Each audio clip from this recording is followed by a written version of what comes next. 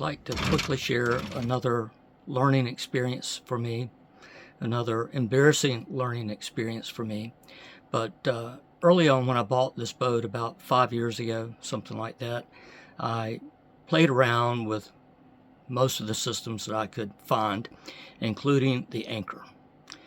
And I understood during that time that there were two electrical circuit breakers for the anchor, and that the motor had to be running when I raised or lowered the anchor, and that there was a small circuit breaker on the circuit breaker panel above the navigation desk, and another circuit breaker below the navigation desk.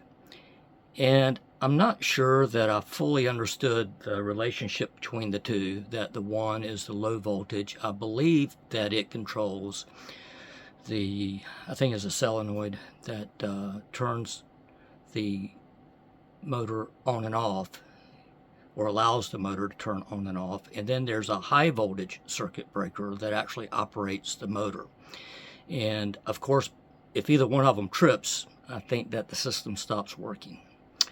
And so last weekend, my wife and I left Yorktown, Yacht Haven, and really motor sailed 3.5 hours, 3 hours, whatever it is, around to Mobjack Bay and the East River. I went to drop anchor successfully, but I wasn't happy with where we were located, and I felt like it was dragging, and so I wanted to pull it back up and reset the anchor in a better location. Well, when I was pulling the anchor back up, I allowed the chain, I would do it in burst, and I only had about 5 feet, and I would stop and I would move the chain and keep it from jamming up, and I had like 5 feet left, and I allowed the chain to bunch up and jam in the windlass. And the windlass stopped working, but when I would push the up button, it would click, but it didn't do anything else. So I quickly came down below, and the small circuit breaker was not tripped, but the one down below was tripped, and the button was out, and I could not get that button to go back in. And I had cleared the chain so that it was, and I had cleared the windlass so that the chain was no longer binding or bound in any way. But I could not get the circuit breaker to reset, and I thought, well, maybe it will take just a few minutes for it to cool off and something like that, but it never would reset. And so we had to motor all the way back from the East River all the way back to Mobjack Bay and York River Yacht Haven, because there was a storm coming on. It was supposed to arrive that evening, and we motored back as fast as I could go. There was no wind. We motored back as fast as we could get there, and right as we were entering the fairway, of course, the bottom fell out and the rain started downpouring and the wind blowing. We did manage to get into the slip. Didn't hurt the boat, didn't hurt anyone else, backed in. So learned something over these years.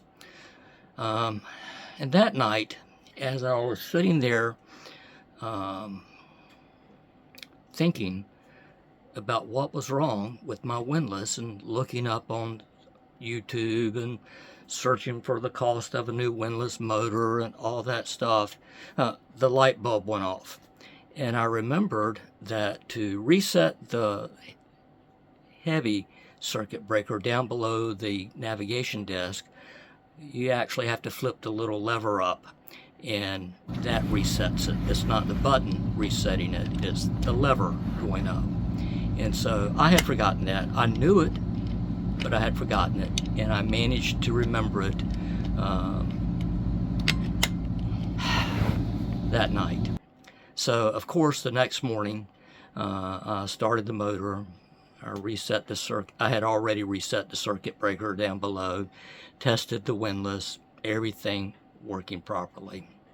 So like I've said before, I have to learn things a bunch of times, and if this little video helps someone else remember it in a in the heat of the moment.